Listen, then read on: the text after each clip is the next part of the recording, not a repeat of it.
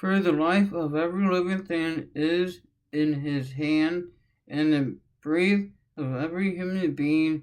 The ear tests the word it hears, just as the mouth distinguishes between foods. Wisdom belongs to the aged, and understanding to the old. But true wisdom and power are found in God. Counsel and understanding are his. What he destroys cannot be rebuilt. When he puts someone in prison, there is no escape. If he holds back the rain, the earth becomes a desert.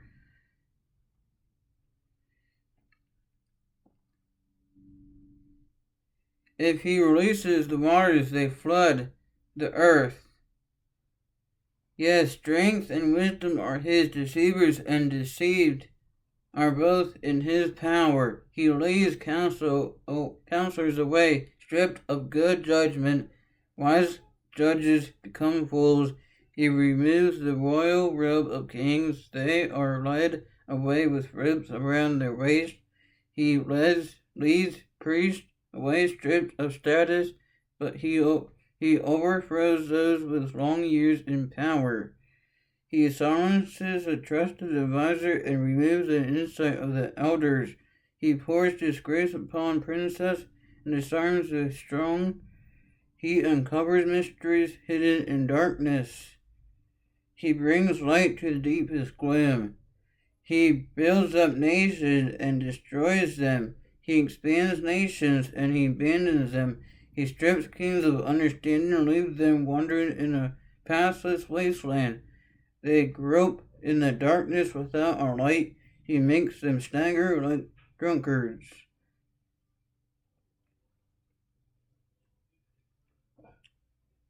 Look, I have seen all this with my own eyes and heard it with my own ears, and now I understand. I know as much as you do. You are better than I am. As for me, I will speak directly to the mighty. I want to argue my case with God himself. As for you, you smear me with lies. As physicians, you are worthless. Quackle. If only you could be silent. That's the wisest thing you could do. Listen to my charge. Pay attention to my arguments. Are you defending God with lies?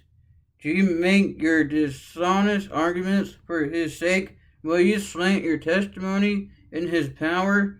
Would you argue God's case for him?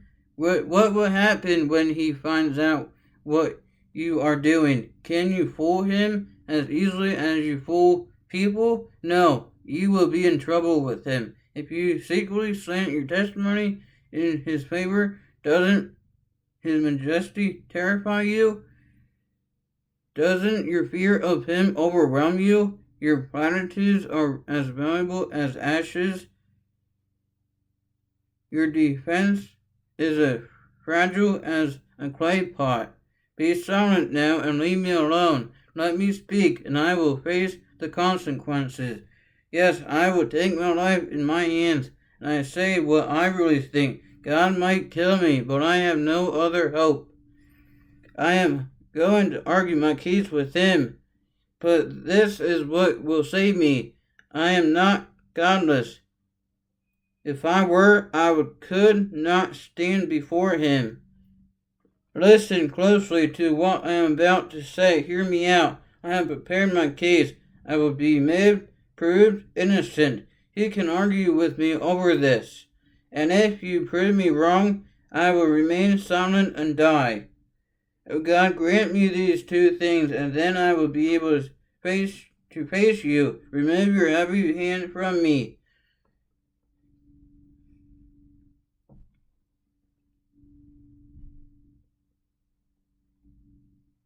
And don't terrify me with your awesome presence. Now summon me and I will answer, or let me speak to you. And you reply, tell me what I have done wrong. Show me my rebellion and my sin. Why do you turn away from me? Why do you treat me as your enemy? Would you terrify a leaf blown by the wind? What would you chase dry straw?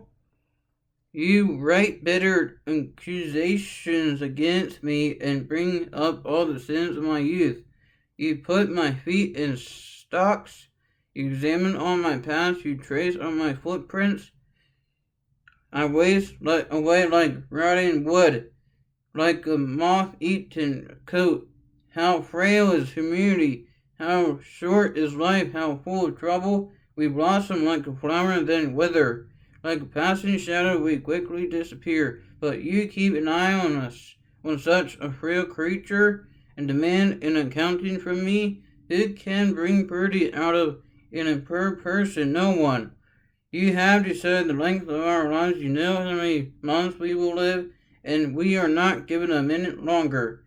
So leave us alone and let us rest. We are like hard hands, so let us finish our work in peace. Even a tree has more help. If it is cut down, it will sprout again and grow new branches. Though its roots have grown old in the earth and its stumps decays, at the scent of water it will bud and sprout again like a new seedling. But when people die, their strength is gone. They breathe their last, and where are, and then where are they? As water evaporates from a lake and a river disappears in drought, people are laid to rest and do not rise again until the heavens are no more. They will not wake up, nor be roused from their sleep.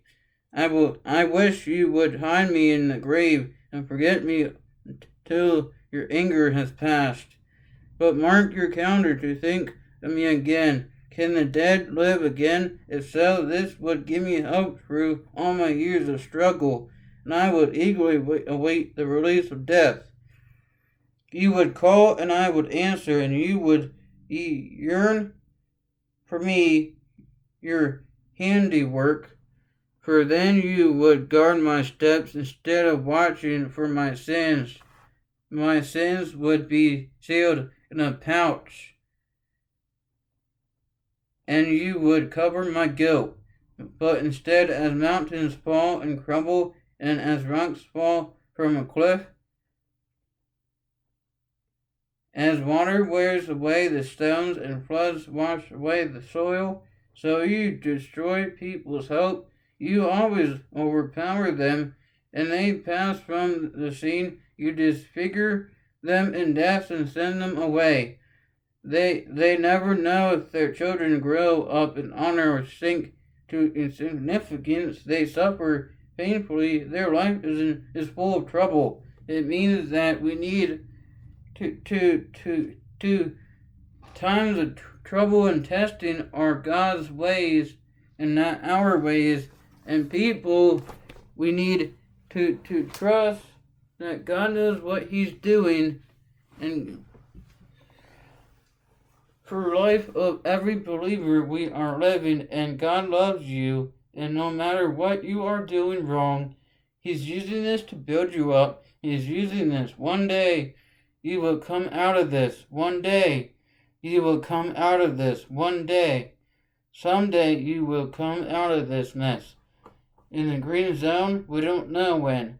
Someday it will come to end. Someday. Trust the Lord with all your heart, mind, strength, and power. Mighty. Trust the Lord with all your might, strength, and muscles, and love, and power, and other things. And God knows what you are doing wrong and right.